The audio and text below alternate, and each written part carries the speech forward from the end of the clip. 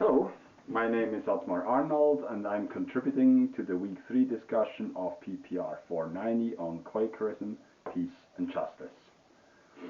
Early Quakers were not pacifists in a contemporary sense. George Fox and other early friends experienced personal encounters with God and direct and continuous revelation. They understood themselves, following their personal transformation, as prophets of the end time, which would bring peace regardless of programmatic human action. This was revolutionary in a time where representatives of the established churches were not able to satisfactorily answer existential spiritual questions from restless youth and seekers like Fox. For him, outward Christianity was too much entangled with power and privilege, the state and worldly affairs like the collection of tithes.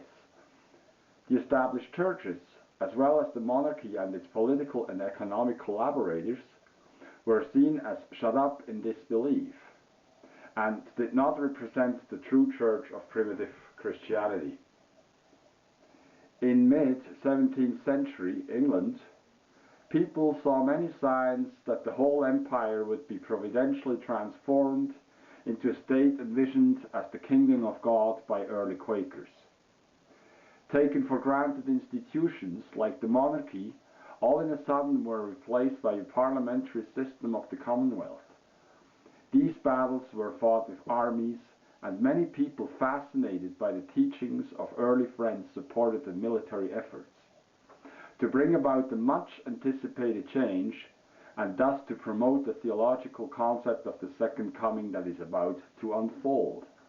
However, early friends did not yet envision eliminating the root causes of violence and injustice in an imperfect world on a political level as pacifists do today. As Dandelion states, early Quakers saw themselves in a space different than the people who had not experienced their convincement. It was their duty to be prophets for the world. Every human being was called to become a child of God, to experience the light within. And the love of Christ would overcome all evil through the covenant of peace. Within a few years of the beginnings of the movement, friends met resistance in the establishment and were persecuted as blasphemers, radicals, and potential revolutionaries. Quaker pamphlets were always connected to the current political situation. Contrasting with the hopes for the kingdom of God, early friends spoke out against exploitation of the poor and other areas in need of social reform. The lack of justice in this world would be reversed in the kingdom to come. So was peace. The first Quaker declaration that Friends would not take up arms against the political powers came in 1660-61. That is our principle, life, and practice to live peaceably with all men, not to act anything against the king nor the peace of the nation, but to be obedient to all just and lawful commands, as Margaret Fell wrote to Charles II. It is at the same time also a statement of principle to accept peace as the ordering of the outward lives.